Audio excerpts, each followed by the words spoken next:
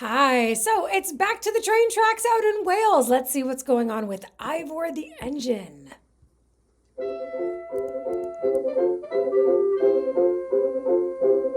Oh, well, we are in Wales. A dragon is, Ivor the shall I engine. say, inevitable. There he is, look, on his way to Grumbly with a flat truck of spuds and another pair of new boots for Mr. Dinwiddie the gold miner. I thought it was gold.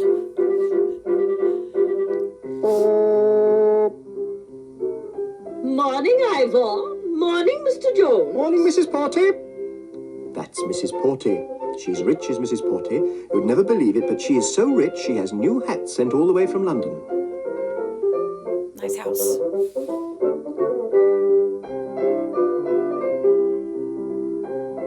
See that hill over there, Ivor? That's called Smoke Hill. I've never seen any smoke come out of it, though.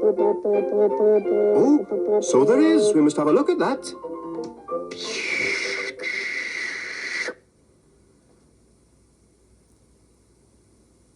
Volcanoes? In Wales? Oh, look at that. A fire right inside the hill. And there's something in the middle of it. Jones's team fetched the tongs and hoisted the thing out of the hole. It was round as a rugby football and red hot. There, Ivor, look at that. What do you reckon that is? No, I don't know either. Let's go and show it to Mr. Dinwiddie, shall we?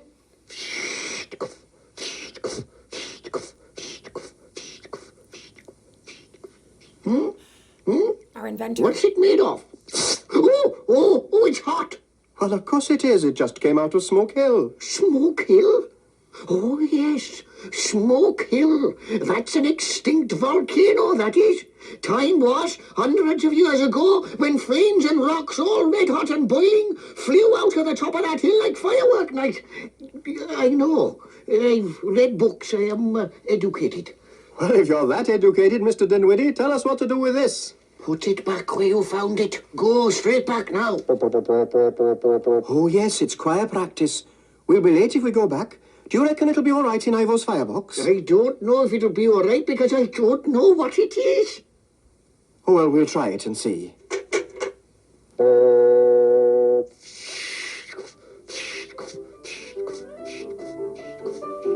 We need some Targaryens around here.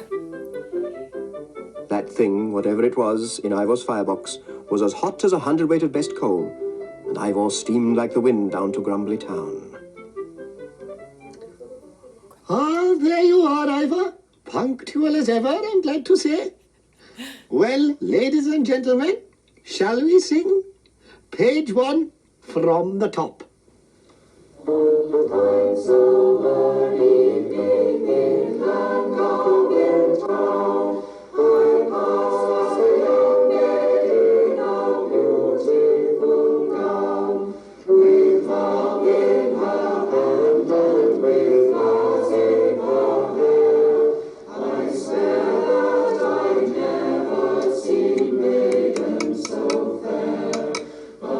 Just a moment.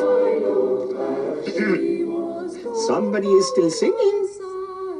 And I was alone on that fine summer night. I wonder if that's it. Oh, it's broken. It's broken, Mr. Evans. What is broken, Mr. Jones? Do you know Land of My Fathers? There, looking out of Ivor's funnel, was a dragon. Not one of your lumping great fairy tale dragons, but a small, trim, heraldic Welsh dragon, glowing red-hot and smiling. Yes! Do you know Land of My Fathers? Oh, yes, of course. Certainly. Very appropriate, if I may say so. Come, ladies and gentlemen, Land of My Fathers, if you please.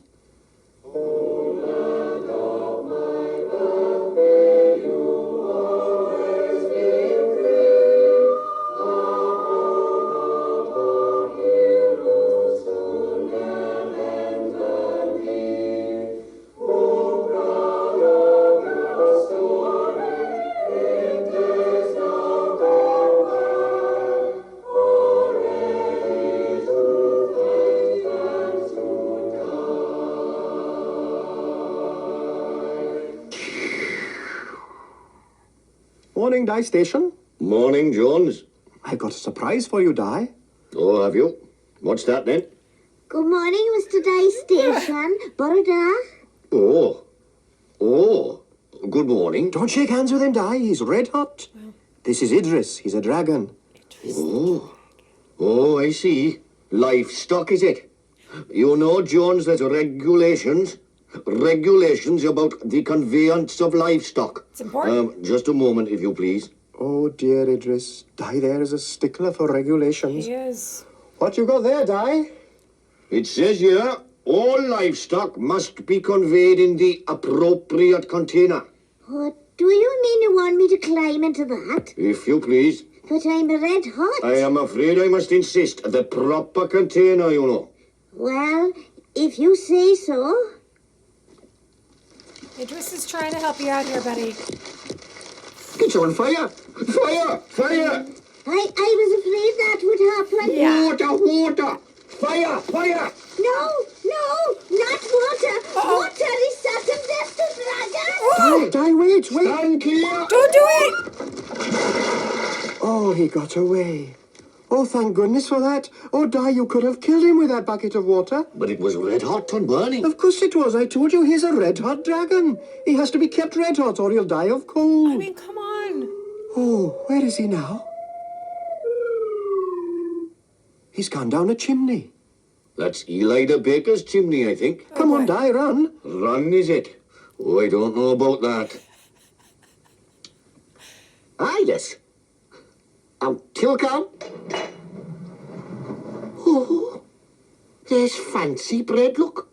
That's not bread, that's dragon. Oh, so it is, Edwin Jones. There's unusual now. Borodah. Oh, Borodah, I'm cold. I'm cold, Mr. Jones. I'm cold. Oh, dear, yes, he's supposed to be red hot. Your bake oven is like a refrigerator for him. Oh, I see. Oh, now what can I do? Oh, yes. The fire is still going. Mr. Dragon, would you care to... Oh, yes, I would. Oh, yes. Oh, yes. Oh, that's better. Oh. Oh, yes, that's better. That's all right for the moment, I dare say. But the point is, where's he going to go the rest of the time? Livestock must be conveyed in a proper container. Okay. Oh, yes, I see. That's a bit of a problem. We'll have to have a think about that. Oh, yes, just the thing. Come, gentlemen. Eli the baker led them out the back to the yard behind his shop. There, under the shed roof, there was... well, what was it? It looks like a tricycle. But it's got a stove on the front. What's it say on there? Roast chestnuts, 6 pence a bag. That's a bit dear for chestnuts. What's it for, Eli Bach? You selling chestnuts? No, not anymore. That was years ago. I used to at one time, but they didn't go very well around here. Not surprised at that price. Well, what do you use it for now? Oh, nothing, till now. But I thought we could make up the fire again and your dragon Why, could... yes. While you peddle it along. Of course. So that's I what they did. The dragon climbed on the red-hot coal, Yes! and Jones the Steam pedalled it away through Llaniog town to the station. Selling chestnuts now, are you, Mr. Jones? No, Mrs. Williams. Dragons. Ooh, I bet they're expensive. Yeah. There, in you go, Idris, into Ivor's fire. Oh, Ivor, we had a terrible time rescuing poor Idris. He was in Eli's bake oven. Well, it's time you and Ivor were off to work. It's Grumbly Gasworks today, don't forget. The railway isn't run simply for the convenience of your dragon.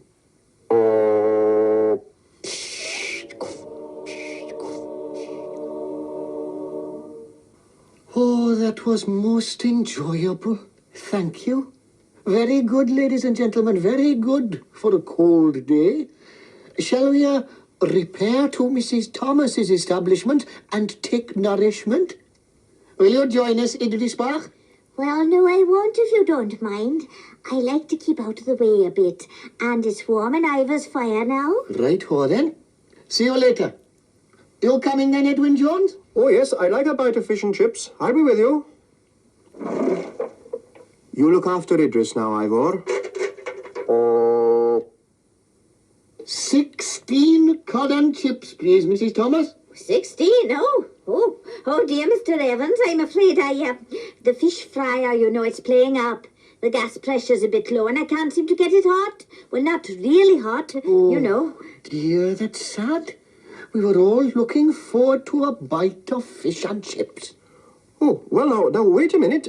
Don't let's be too hasty. Hang on a minute. I'll have a word. Excuse me. Jones the Steam ran up onto the siding and had a word with Idris, who said he would be happy to oblige, and then he flew straight down over the town and sat himself under Mrs. Thomas's fish fryer. What's this then? Oh, just our friend, Idris the Dragon. He will oblige us with a few fiery breaths, and you will have fire and warmth all glowing under your fryer, and we shall have fish and chips. And so they did. Idris blew and blew and blew. The fat began to sizzle, and soon Mrs. Thomas's shop was full of the lovely smell of frying fish and chips. 16 cod and chips coming up. Salt and vinegar there. Help yourselves. Oh, stop now, Dragonbach. You'll fry the shop. Oh, thank you very much. That smells good, doesn't it? Lovely colour. What do you expect me, a dragon ship? Thank you, Idris. And soon Mr. Thomas's shop was full of the happy sound of eating. Very nice that is too. Jones, listen to this, written in my bit of newspaper. Idris, everybody listen to this. Dragons at Llaniog. Are dragons really extinct? Recent reports have been coming into our northern office that dragons have been sighted near Llaniog. What's that? A spokesman for the Welsh Antiquarian Society states that the society is proposing to make a full investigation. There, Idris, you're going to be famous. Oh, dear. Oh, no. No, not that. Not that. Oh, dear. He didn't hang about, did he? No. I don't reckon Idris wants to be investigated. In fact, I think he is extremely anxious to avoid it. Indeed, I agree. Ladies and gentlemen, and Mrs. Thomas, you heard that? I rather think we haven't seen a dragon today. Isn't that right? Dragon? Oh, no. Oh, I haven't seen a dragon. Lovely chips, though. You're very nice. Good. I'm glad to hear it. Jones the Steam ran back to the siding where Ivor was waiting. Oh, Ivor, Idris has flown off somewhere. Perhaps he's flown back to the ash heap by the shed. Come on.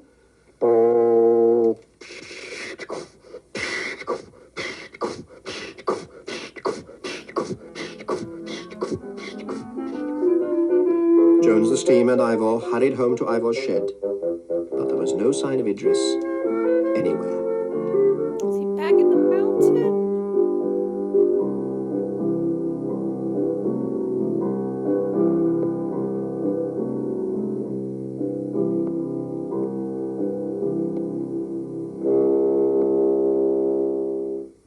Well, Jones, I don't know where Idris the Dragon can have got to. There's no way of telling, is there? Oh, it's a worry. It is really. Oh, there's P.C. Gregory. Have you seen our Idris, Mr. Gregory?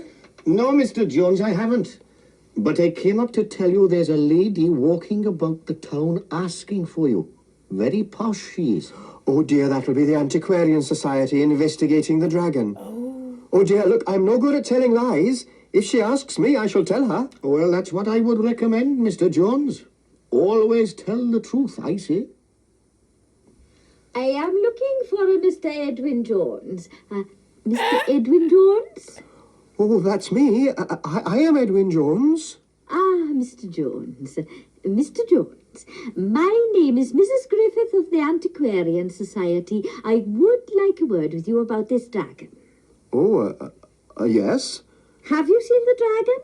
Oh, have I seen it? Have you seen it? Seen it? Yes, of course I have seen it. I found it on Smoke Hill and hatched it out of its egg. Red hot it was, but it sang like an angel. Isn't that right, Ivor? Ivor? Ivor? Which of you gentlemen is Ivor? Neither of us, ma'am. The engine. Ivor is your engine, Yes, he sings in the choir too. as well as the dragon. That's right, treble and bass. Ivor is bass, of course. Your locomotive here, he sings bass. Of course. Well, you wouldn't expect him to sing soprano, would you? Look at the size of him. I mean, come You're on, a lady. bass, aren't you, Ivor? Sing us a note or two. Oh, come on, Ivor, give us a blow. Lovely tone he's got. Oh, yes. Ivor, come on. Constable, is Mr. Jones always like this? Like what, ma'am? Well, you know, talking to railway engines and that. Oh, yes, he always talks to his engine. We don't take any notice of that. Ivor, come on. You're making me angry. Come on, give us a note. Oh, don't worry, Mr. Jones. Don't let's get excited. I'm sorry, Mrs. Griffiths. He's not usually like this. I think he misses Idris. You know, he just flew away. He was down at the fish and chip shops frying for us. The dragon. That's right, 16 cod and chips. 16? Yes, and then suddenly, whip, whip, whip up he went, and he was gone. Ivor hasn't seen him since, have you, Ivor? Oh, well, Mr. Jones, you know how it is with dragons. Here today and gone tomorrow. Oh, yes, is it? Well, I dare say, but we miss him. We all miss him, Mr. Jones. We all miss him. You do? But you've never met him. Now, don't worry, Mr. Jones. Just get plenty of But, rest. Mrs. Griffith, how could you miss a dragon you never met? Oh. Why, good morning. Good morning. What an odd lady. Well, I reckon she knows now that that dragon was a figment of your imagination. So we can get back to work. Off you go.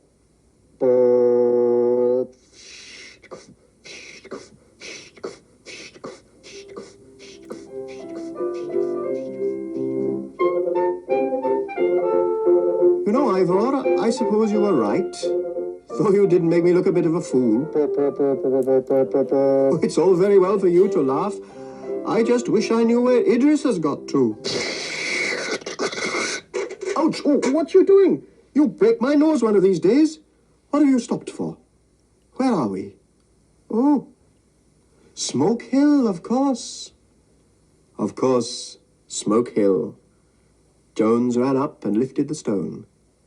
And there was Idris fast asleep in the heart of the volcano.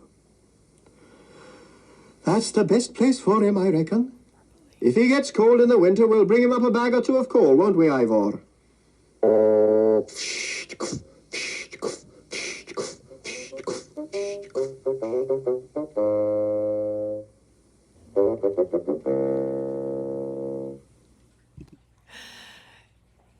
You know, I don't know why I was so surprised to see a dragon, but it was just so delightful to watch this world get a little bit more magical. I mean, it's basically a talking train who's also in a chorus and sort of is sentient and can like sort of help the humans in the town get out of trouble and stuff like that. So like obviously the regular rules of operation do not apply.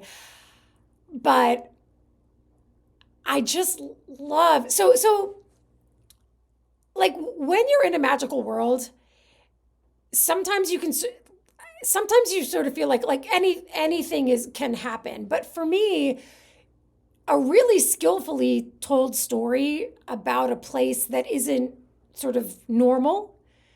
There are parameters, right? There are rules in the world, and the rules have to be really consistent in order for like the magic or the weirdness to actually make sense. So like if you're watching a movie like Aliens, and of course, you know, people love to sort of pick on something like, you know, like why is the person who's like piloting the spaceship, why are they wearing sunglasses? They're in the middle of space. Like there is no sun, but they've got these aviator shades on. And then of course the only reasonable response to that is like, oh, so the part with the aliens that are like bleeding blood or bleeding acid or whatever, that part is fine, but the aviator shades, that's a step too far. But in a way, like, yes, like there has to be kind of parameters around or like rules about like, okay, what is different, but then what is the same? Not like it can't be just like everything goes. Then it's just kind of dumb. So this episode, like I learned a little bit more about like what the rules of the magic are. So the lady comes from outside of the town and she's like, oh no, this thing where you talk to your train and your train talks to you, or there's a dragon or whatever. Like, no, that's crazy. Like that's okay. Obviously this guy who thinks that all of these things are true, like that doesn't make sense. So then she leaves the town and goes back to, I guess, like a normal world, like what I would recognize. And so now I know like this town is like a magical town sort of inside a normal world, right? Which I love because also, the thing I also love about the town is that it feels very recognizable. Oh my God, I keep saying it every single time, but like the aesthetics of that world, right? The color of the brick, the color of the roofs on the house, the color of the grass, that shade of green. Like those bridges that they go over with those really high arches. Oh my God, it's so kind of like recognizable, but also especially for an American, like unfortunately, like we only started creating architecture that kind of stays in place a few hundred years ago, right? Like before that, it was, First Nation people and Native people who like the whole point of architecture is that you don't alter the earth. It goes away, right? Like the earth is the architecture. Like we're not supposed to build something that stays here, right? The earth is the thing that stays here. Like our homes or our like structures, they're supposed to move. They're supposed to disintegrate. They're supposed to not leave a trace. So like I would say, unfortunately for us, like, well, I mean, the best case scenario would have been we just kept doing that. But like when we started having architecture that actually stays and doesn't disintegrate or fade, it's relatively recent. And so like for me, if I drive around like my neighborhood, it's strip malls and, like it's not sort of old Roman aqueduct kind of architecture. But this world to me, it's almost like it's like a fairy tale. It's like it literally like, why not a dragon? Like it's very magical and very sort of not American and sort of otherworldly. So, I mean, yeah, that's a little bit of a tangent, but like, I don't know. Look, if you've made it this far, I mean, I might as well sort of tell you like, so I'm probably the same age as a lot of people who are watching. Like I'm 55 and my parents, probably like your parents, are sort of going through some health things and stuff like that. And my mom, a little while ago, if you've been watching my videos from the very beginning, you'll know that there was like about a month and a half or so where I just kind of stopped posting. And the reason why is because, my mom had a really bad fall and a traumatic brain injury and a surgery and all of that. And so she's been sort of recovering from that. And it's been, I mean, in some ways great, in some ways she's doing great, but in some ways, this is a very different stage of life for her and for us. And, some days are a little rougher than others. And I got to say, like, this episode kind of gave me exactly what I needed today. Like a really fun, really kind of escape into this really beautiful, really caring kind of world where anything is possible and everybody's kind of taking care of each other and everything kind of turns out okay in the end. I guess that's what I needed today. And that was a really nice little surprise. So thank you, Ivor. Thank you, Ivor. I really appreciated that. That made me feel really good. So those are my very long-winded thoughts, and I'd love to hear yours. So I'll meet you down in the comments, and I'll see you in the next one. Bye.